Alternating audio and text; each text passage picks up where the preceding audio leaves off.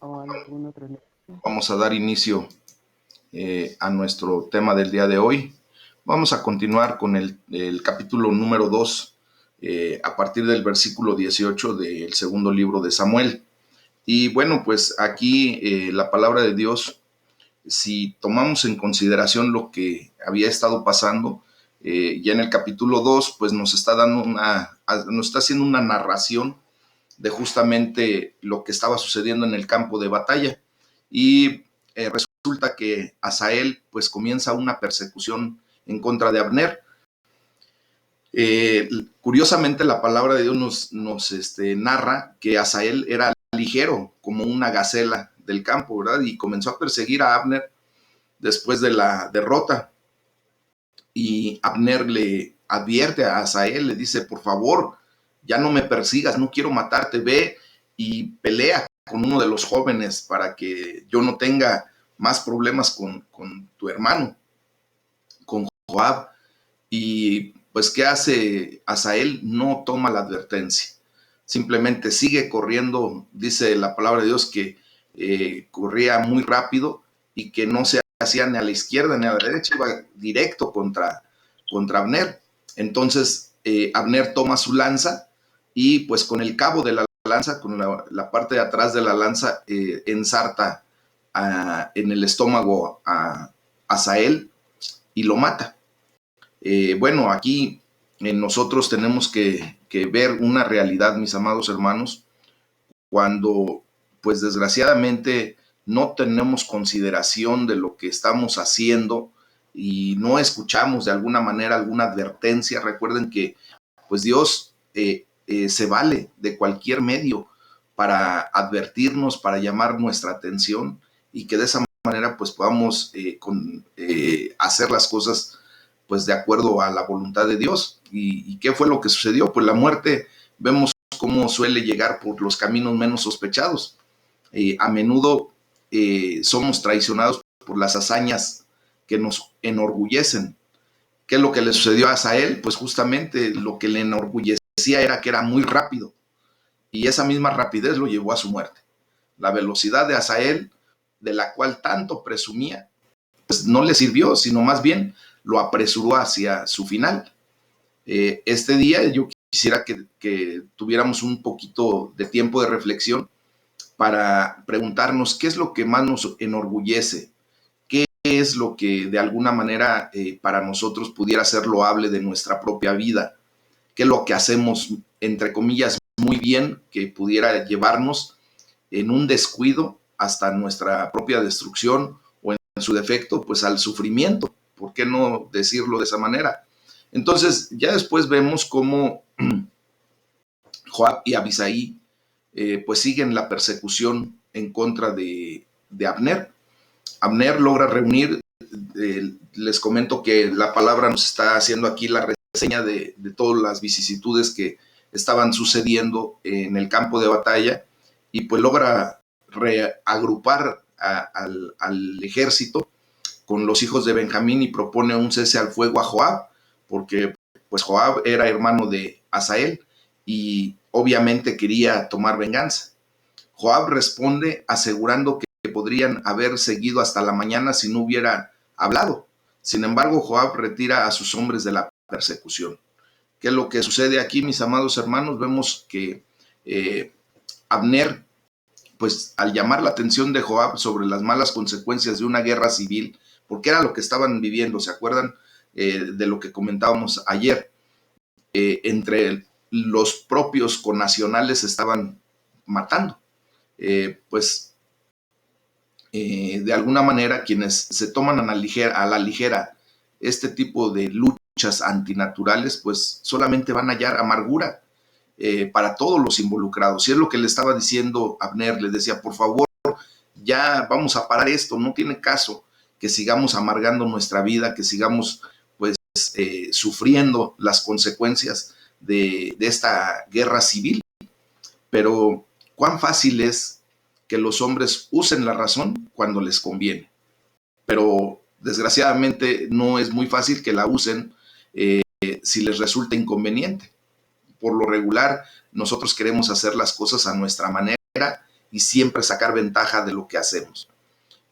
Podemos ver cómo el curso de los acontecimientos pues altera el propósito de los hombres. ¿Ah? ¿Qué hubiera pasado si no hubiera matado a Asael? Abner, pues seguramente hubieran hecho una tregua más rápido, pero como sucede eso, ese acontecimiento, pues entonces Joab sigue de terco, queriendo hacer las cosas a su manera. Lo mismo, pues que parecía grato en la mañana, así como decía el mismo Joab, por la noche se ve deprimente. Los más dados a entablar una contienda, mis amados, pues tristemente se arrepentirán antes de que haya terminado esa contienda. ¿Cuántas veces tú y yo hemos iniciado de alguna manera una disputa, un malentendido, una situación en donde tenemos que luchar o discutir con nuestros propios hermanos, con la gente que nos rodea, con la gente que amamos, ¿verdad? Y pues cuando entablamos ese tipo de contiendas, es seguro que venga un arrepentimiento antes de que haya terminado, porque pues llega el momento en que le cae a uno el 20, pero tristemente las consecuencias que se generan después de esa contienda pues son muchas y hay que sufrirlas y hay que vivirlas y hay que pagarlas. No sé si a ustedes les ha tocado ver cuando se empieza una disputa por una herencia y desgraciadamente antes de que se termine la disputa nos damos cuenta de que no tenía sentido, que propiamente podríamos haber negociado las cosas sin necesidad de llegar a pelear. Bueno, estas personas que se arrepienten antes de que haya terminado, piensan, ¿verdad? Y de verdad se siente que hubiera sido mejor dejar ese problema, pues antes de meterse más profundamente en ese problema. Así lo aconseja también el rey Salomón en el libro de los Proverbios. Y esto vale también para todo tipo de pecado, mis amados. Qué fácil es meternos en problemas no personales por el pecado, por simplemente no evadir ese tipo de manifestaciones y después pues nos arrepentimos, ¿verdad? Pero acuérdense que sí, Dios nos perdona, somos limpios por la sangre de Cristo cuando venimos en arrepentimiento genuino delante de Dios, pero hay consecuencias que se tienen que pagar.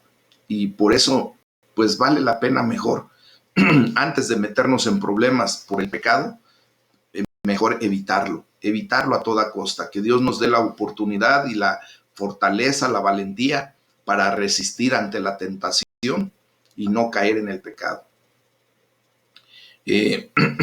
Nosotros podemos ver que los hombres normalmente consideran a tiempo lo que al final traerá amargura. Aquí lo pudimos leer en este pasaje. Aquí se menciona también el funeral de Asael, mis amados, y se hace distinción entre el polvo de algunos y el polvo de otros. Pero en la resurrección, como ya lo hemos estudiado también, pues no habrá diferencia sino entre los santos y los impíos. Esa sí es una diferencia que se marca y esa diferencia va a perdurar pues para toda la eternidad.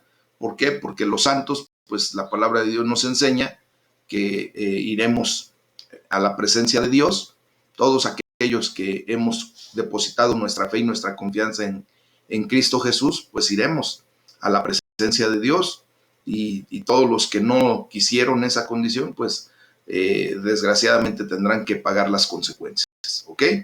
Bueno, de allí vemos también, mis amados, cómo Abner y sus hombres vuelven a Hebrón y se da un resumen de lo que fue la batalla del versículo 30 al 31.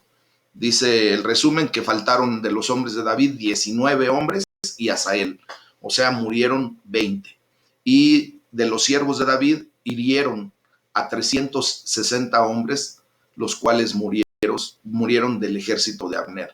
Entonces, como les comento, se narra en el versículo 32 la sepultura de Asael y se regresan a Hebrón.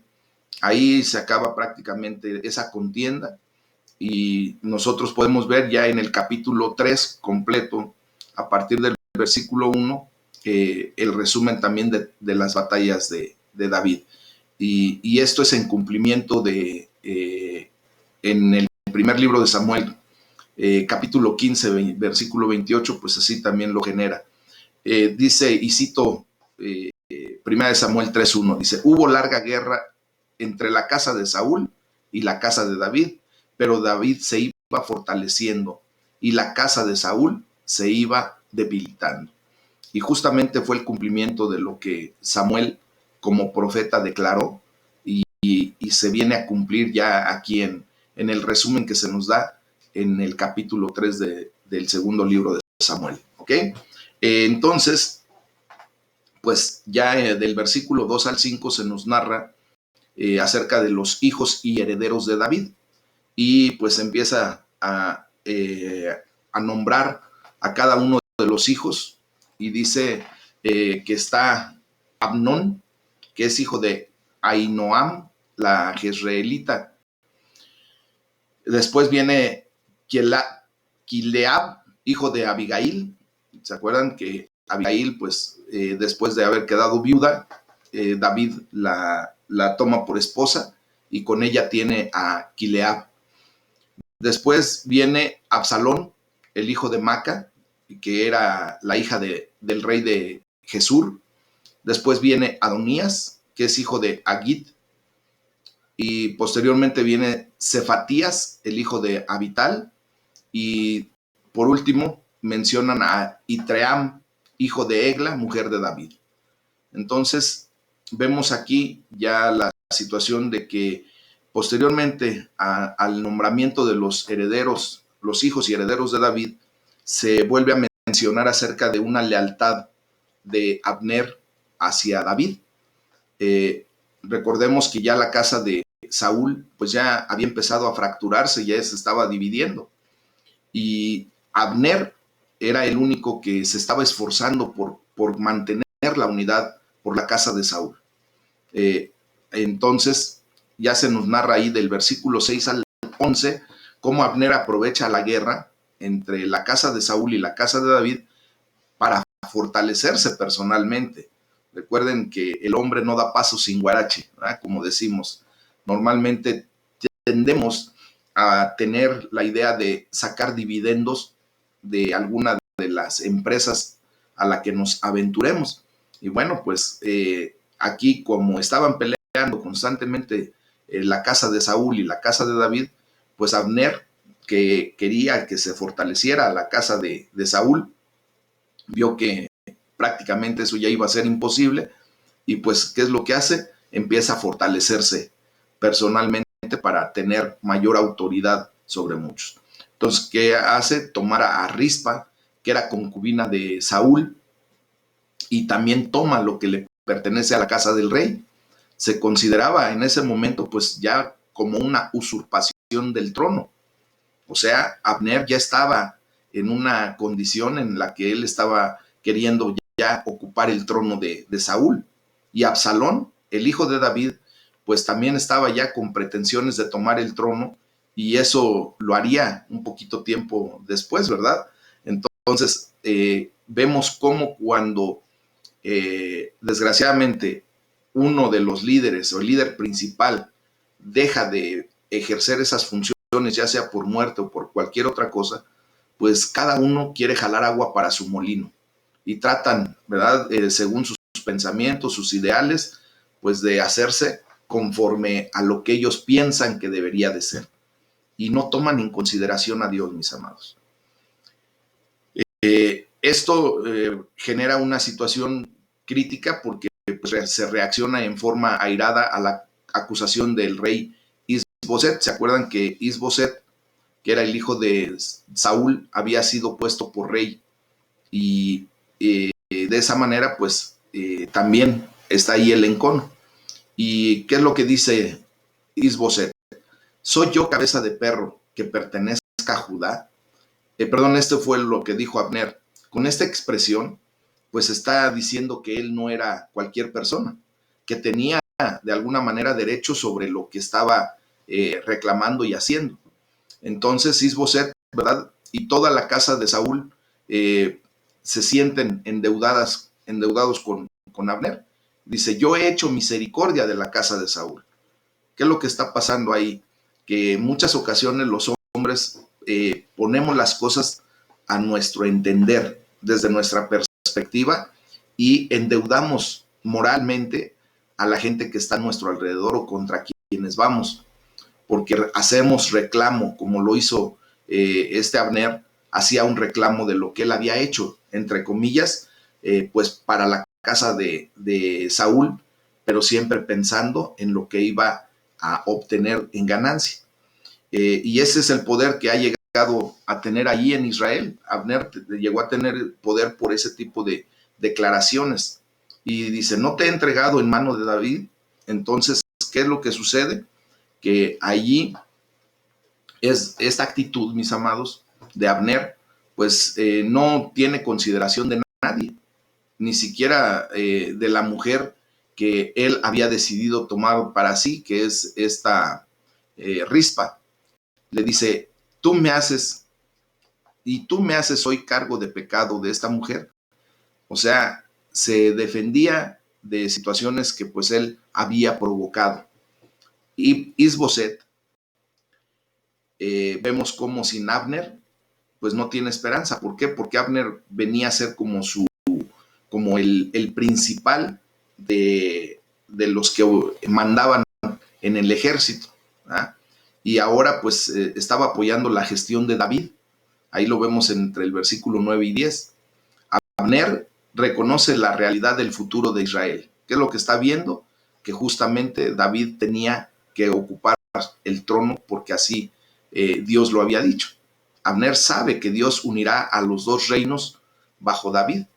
Entonces vemos aquí que evidentemente lo que se sabía en la privacidad de la casa de Isaí, pues se había divulgado por el pueblo, ¿verdad?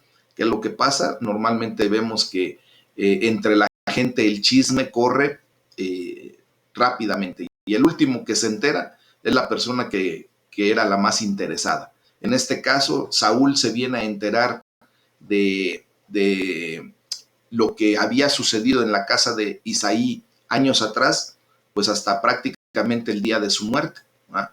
De que David era el que lo iba a suceder en el trono. Entonces, vemos cómo Jonathan y luego Saúl, pues conocerían esta realidad, esta verdad, y ahora también Abner lo sabe, y pues dice ahí en la palabra de Dios, dice, trasladando el reino de la casa de Saúl y confirmando el trono de David sobre Israel y sobre Judá, desde Dan hasta Beerseba. O sea, ahí está reconociendo que es la manifestación de Dios la que se tiene que llevar a cabo, ¿verdad? Y entonces Isboset pues reconoce las palabras y la certeza de las palabras de Abner. ¿Por qué? Pues porque le temía.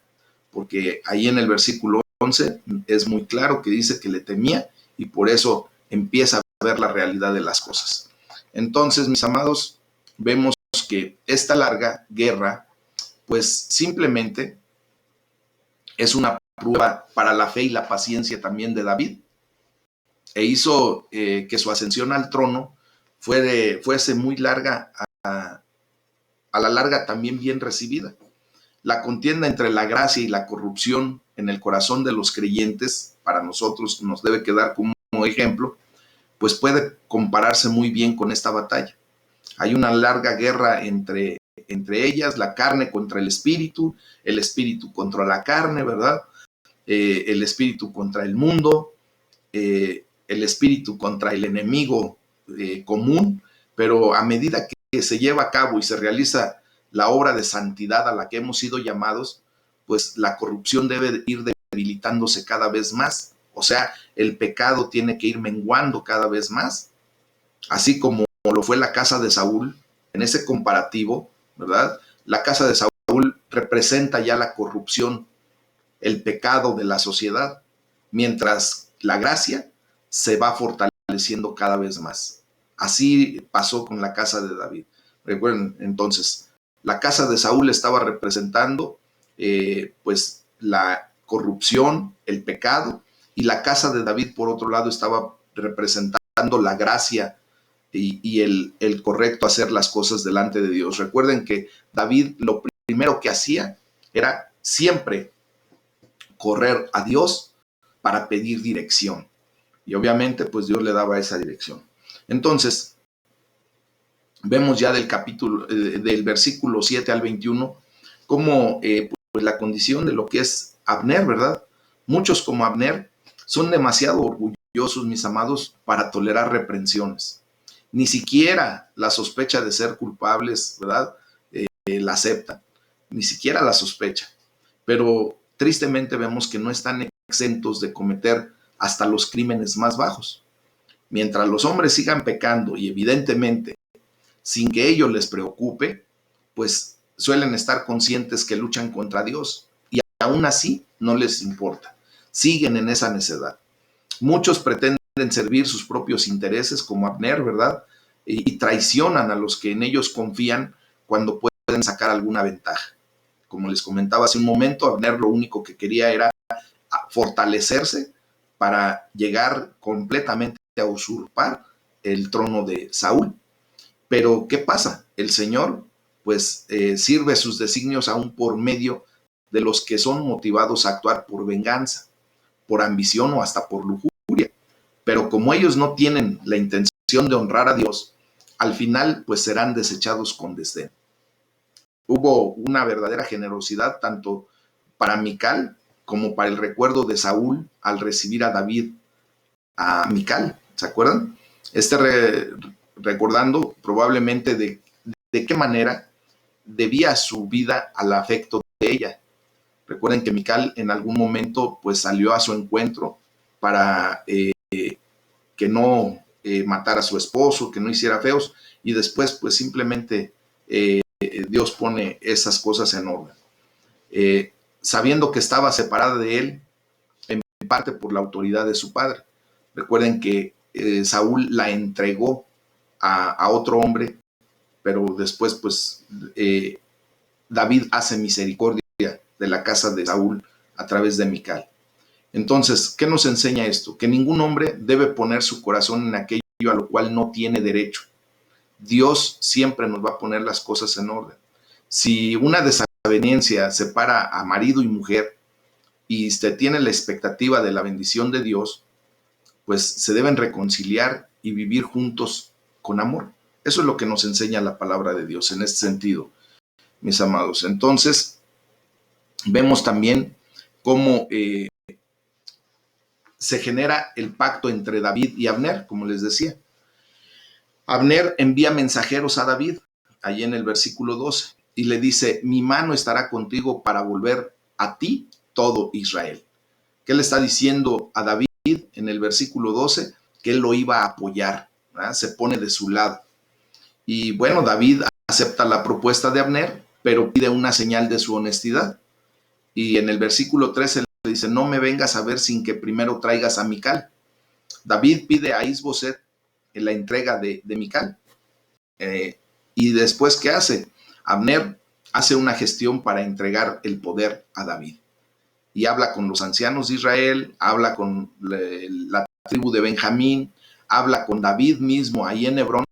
Y voy a citar del segundo libro de Samuel, el capítulo 3, versículos 17 y 18, y dice, hace ya tiempo procurabas que David fuera rey sobre ustedes. Procuraban que David fuera rey sobre ustedes. Ahora pues háganlo, porque Jehová ha hablado a David diciendo, por la mano de mi siervo David libraré a mi pueblo Israel de mano de los filisteos y de mano de todos sus enemigos.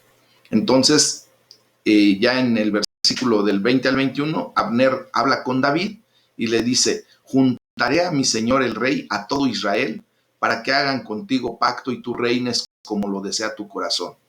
David despidió luego a Abner y él se fue en paz. Ya del versículo 22 al 39 se nos narra acerca de la muerte de Abner, mis amados. Joab ya hace llamar a Abner y Joab sabe las intenciones que tiene Abner, ¿verdad? Dice, él no ha venido sino para engañarte. Y como les comento, Joab llama a Abner y le dice sin que David lo supiera. Y Joab y Abisai pues simplemente ejercen su venganza.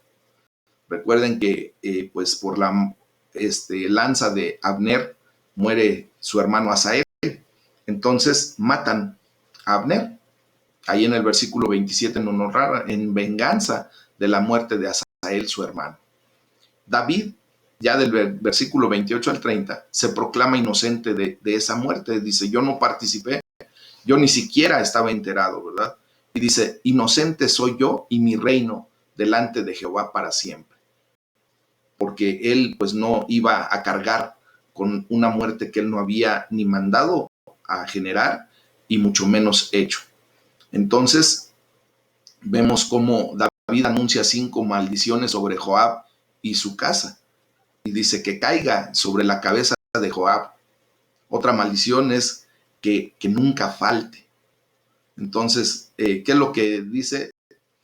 Alguien que padezca quien padezca flujo, y esto implicaría que alguien sería perpetuamente inmundo y tendría que estar separado de toda adoración a Jehová y de la comunión con el pueblo. Recuerden que en el libro de Levíticos, en el capítulo 15, versículo 2, ya estudiamos acerca de cómo se podía declarar a una persona inmunda por padecer algún tipo de flujo, y eso pues simplemente le impedía completamente servir a Dios y tener comunión con el pueblo. Dice, ni leproso, ni quien ande con báculo, o sea, alguna persona que tuviera algún tipo de discapacidad, ni quien muera a espada, ni quien tenga falta de pan. Y esto pues justamente lo declara David en contra de Joab. Y se hace un lamento por Abner, del versículo 31 al 35. David y el pueblo lamentan la muerte de Abner y dicen que se rasgan, ¿verdad? Se ciñen y hacen duelo por la muerte de Abner. Ya después se nos dice cómo fue sepultado Abner y se genera un cántico de David a la persona de Abner en el versículo 34 y 33 y 34. Y pues por último ahí en ese punto David rehúsa comer en lamento por Abner. Ya posteriormente, obviamente se acaban las endechas del duelo, el luto, y David y el favor del pueblo empieza a ser narrado. Dice del versículo 36 al 39, cómo todo lo que el rey hacía agradaba a todo el pueblo. ¿Por qué? Pues porque el pueblo reconoce la inocencia de David respecto a la muerte de Abner. David reconoce cómo fue el liderazgo de Abner, que lo declara que había sido un príncipe y un grande que ya había caído. Y pues vemos cómo en el versículo 39, Dios, el justo, Él es el que juzga, a final de cuentas. Y por eso justamente se toma en consideración la inocencia de David y pues el pueblo se agradaba de todo lo que hacía el rey.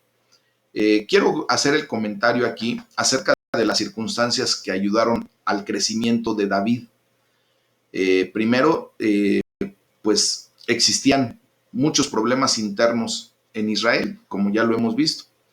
Después, habían muchos israelitas que apoyaban directamente a David. El regreso de Mical a su casa, a la casa de David, pues lo conectaba nuevamente a la familia de Saúl y esto mejoraría las relaciones con Israel. Recuerden que en ese tiempo estaba solamente puesto como rey de Judá y posteriormente cuando Mical regresa a su casa, pues nuevamente se mejoran las relaciones con el pueblo de Israel y eso empieza a fortalecer cada vez más a David. Posteriormente, como vimos, Joab mata a Abner y quita a un poderoso oponente en el camino. Aun cuando David pues lo reconocía la valía que tenía Abner, pues también era un poderoso oponente que estaba allí. Y aun cuando curiosamente, ¿verdad? Señala a Joab y hasta lo maldice de esa manera como ya lo expliqué, pues el que sale beneficiado directamente de esa acción de Joab por la venganza de su hermano, pues es David. Y por último, David convence a los israelitas que él no tuvo nada que ver con la muerte de Abner, y eso pues le fortalece aún más. Estas son las circunstancias que ayudaron al fortalecimiento de David para posteriormente tomar la fuerza necesaria como para poder ya ejercer en todas sus funciones como rey en todo el territorio del pueblo de Israel completamente. En el capítulo 4, mis hermanos, se nos narra del versículo 1 al 12 la caída de la casa de Saúl, ya completamente. Porque vemos ahí en el versículo 1 segundo de Samuel, capítulo 4, él dice la condición de la casa de Saúl pues ya estaba crítica, ¿verdad? La muerte de Abner trae más problemas para Isboset e Israel. Las manos se le debilitaron, dice la palabra de Dios, pues claramente vemos cómo Abner era el que tenía el poder. Y por años Abner, que era primo de Saúl, había servido como general de los ejércitos de Saúl, y pues ahora ese poder ya no está, había muerto. Vemos también cómo fue atemorizado todo Israel, porque con la falta de líder que era poderoso, pues el pueblo comienza a dudar de su propia seguridad. Y recuerden que en aquellos tiempos, pues el pueblo se iba al son del tamborazo, ¿verdad?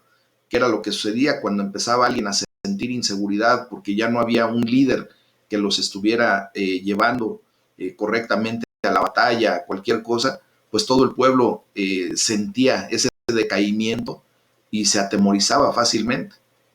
Cosa contraria, cuando el líder se veía fortalecido, se veía bien en el orden de batalla, pues el pueblo curiosamente, de verdad, se alentaba y salía a pelear con ánimo.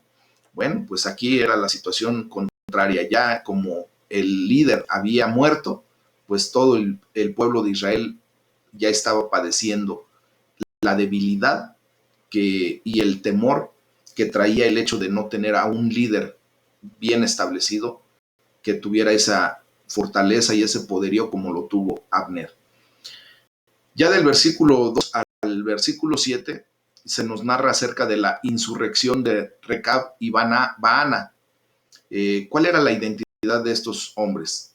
Recab y Baana eran capitanes de bandas merodeadoras, ¿verdad? Gente que estaba al acecho de las personas que iban por el camino y eran salteadores, y ellos eran los capitanes, y se insurrectan, se levantan en armas, y se declara también dentro de su identidad que eran hijos de Rimón Beerotita. Entonces, ellos matan a Isboset, nos lo narra ahí en el versículo 5 al 7. Y bueno, pues ahora, ¿qué es lo que sucede? Recab y Baana, que eran capitanes de bandas merodeadoras que se habían levantado en una insurrección, ¿verdad? Pues traen la cabeza del rey Isboset a David. ¿Cuáles fueron las razones de estos hechos, mis amados?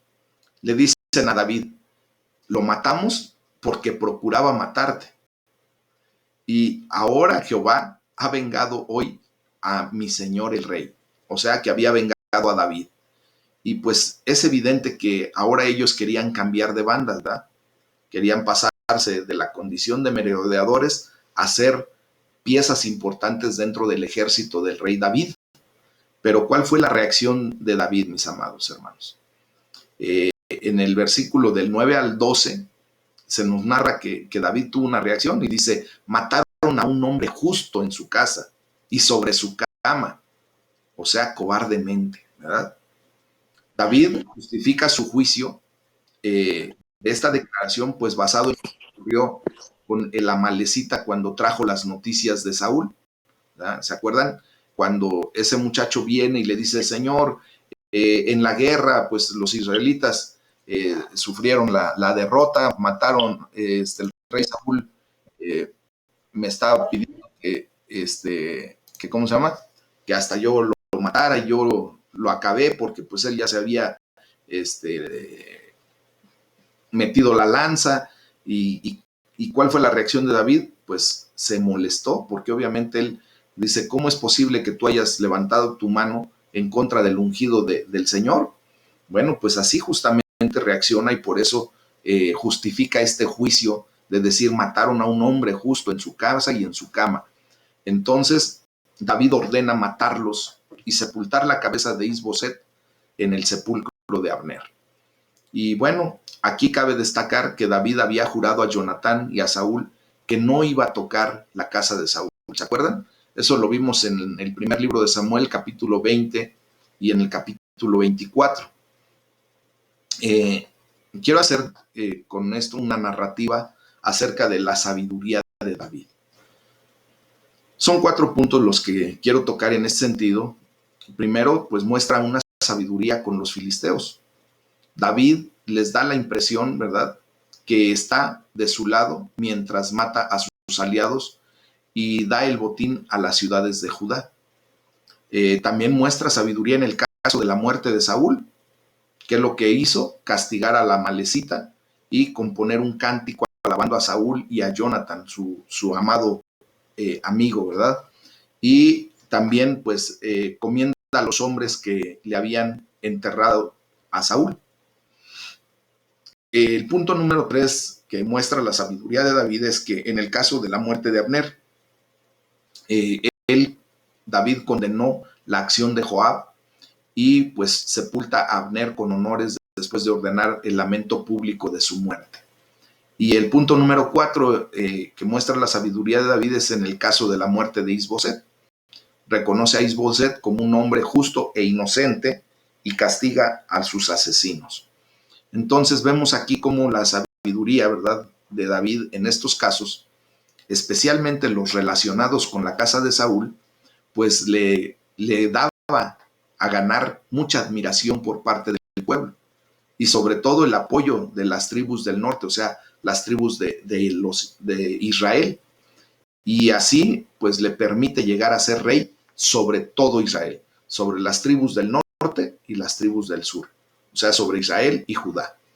Entonces, aquí ya en el capítulo 5 se nos narra acerca de cómo David se convierte en rey de todo Israel. Él hace un pacto con la casa de Israel, con las tribus de Israel. Todas las tribus de Israel se rinden en homenaje a David en la región de Hebrón. Ahí en Hebrón lo declaran propiamente ya como rey de todos los judíos. Esto lo vemos ya en el capítulo 5, de los versículos 1 al 5, y dice la palabra de Dios, le hacen un reconocimiento de la parentela entre el pueblo de Israel y el pueblo de David, el pueblo de Judá. Y dice, hueso tuyo y carne tuyo somos. ¿Qué es eso? Que le están diciendo, pues todos somos parientes, no hay necesidad de que peleemos, no hay necesidad de que estemos en encono. Entonces, fíjense bien lo que pasa, hay un reconocimiento del liderazgo de David, incluso como lo veíamos ya desde antes, desde el reinado de Saúl, ya veían que David propiamente era el que había sido llamado a ocupar el trono por parte de Dios. Dios lo había llamado. Entonces, dice ahí en el versículo 1 y 2, antes de ahora eras tú quien reinaba sobre nosotros. Y bueno, pues este tipo de declaraciones no necesariamente las tenemos que ver como lisonja o como barbería, sino simplemente lo tenemos que ver como una aceptación de la palabra de Dios en la vida de las personas que reconocen y que temen a Dios como debe de ser, ¿verdad? En ese sentido, también le hacen una declaración, dice, además, Jehová te ha dicho, tú apacentarás a mi pueblo Israel y tú serás príncipe sobre Israel. Este es un reconocimiento del hecho de que David es el ungido de Jehová. Obviamente, recordemos que los judíos pues son muy entendidos en todo lo que se refiere a la palabra de Dios. La estudian, la analizan, la meditan y justamente, sí, Paquito, que tengas un buen día, gracias. Y justamente en ese sentido, pues vemos cómo ellos sabían de antemano lo que tenía que suceder con respecto a la vida de David en el reinado. Entonces, David hace un pacto con los ancianos del pueblo ¿Y qué hacen? ¿Se acuerdan que esta es la tercera unción que recibe David de parte de los ancianos del pueblo, pero ya en toda la extensión? Y dice el versículo 3, ungieron a David por rey sobre Israel. Entonces se nos da un resumen pequeño ahí entre el versículo 4 y 5 acerca del reinado de David. Se nos dice cómo su edad al comienzo de su reinado. Dice, era David de 30 años, era muy joven. Y también se nos da la duración de su reinado. Dice, reinó 40 años, entre el año 1000 y el año 960 antes de Cristo. Esos 40 años, pues, generaron una situación de esta naturaleza. En Hebrón reinó sobre Judá por 7 años y 6 meses. Y en Jerusalén, reinó 30 años y 3 meses, 33 años, sobre todo Israel y Judá. O sea, todo su reinado de 40 años se dividió en dos, cuando solamente reinó para la tribu de Judá, para las tribus del sur, y posteriormente los 30 años en donde reina, pues ya para todo Israel y Judá. Y por eso se lo llama el Reino Unido, ¿verdad? Él es el que viene nuevamente a unir el reino y establece un reinado unificado durante 33 años. Según en el primer libro de las Crónicas de los Reyes, capítulo 11, del versículo 1 al 3, que después vamos a estudiar, lo que el pueblo hizo fue conforme a la palabra de Samuel. O sea, justamente se viene a cumplir la profecía de Samuel respecto al reinado que David iba a ejercer durante esos 40 años en el pueblo judío. Y el pueblo lo hizo porque atendió a la palabra de Dios.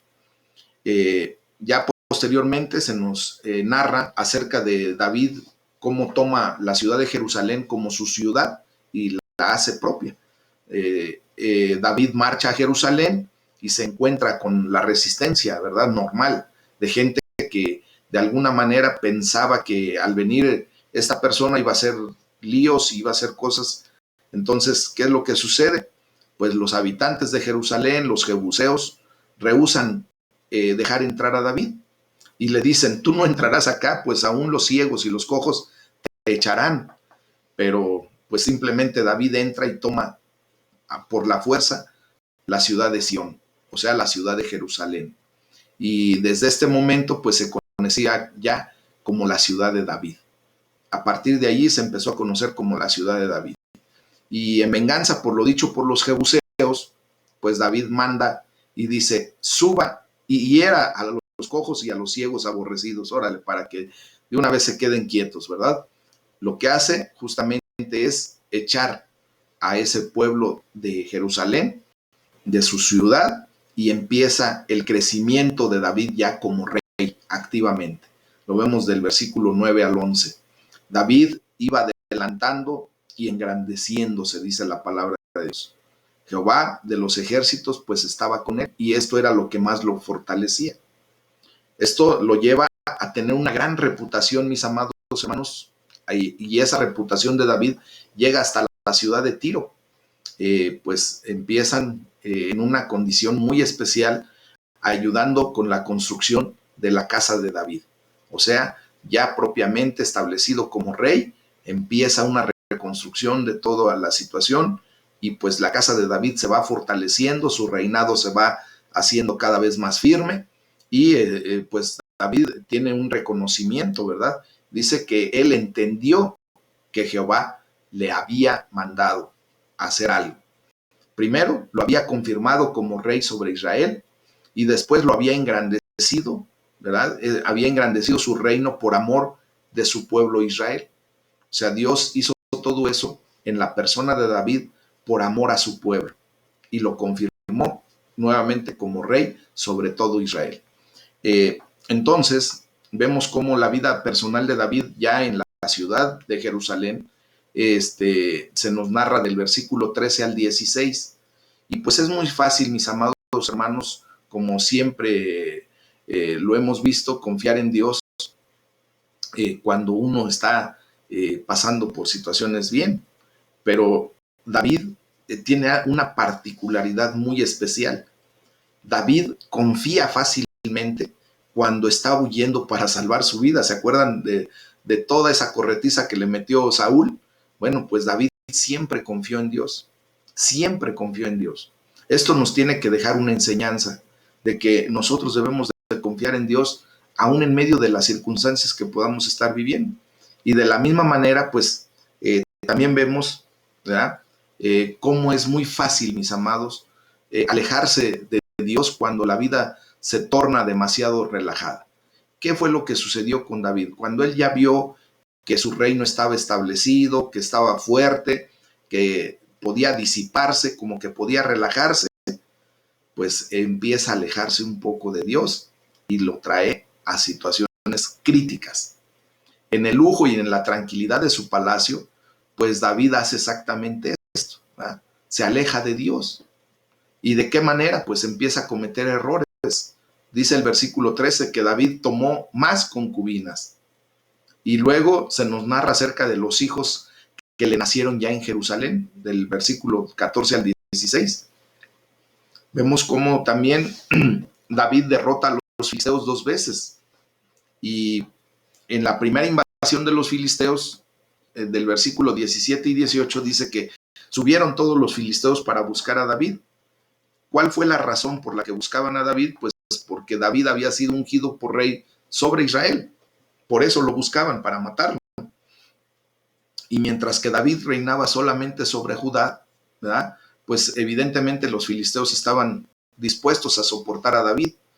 ¿Por qué? Porque para ellos Judá y todos los pueblos, las tribus del sur, pues no representaban ambición para ellos, no representaban temor, no representaban absolutamente nada que pudiera provocarlos a reaccionar.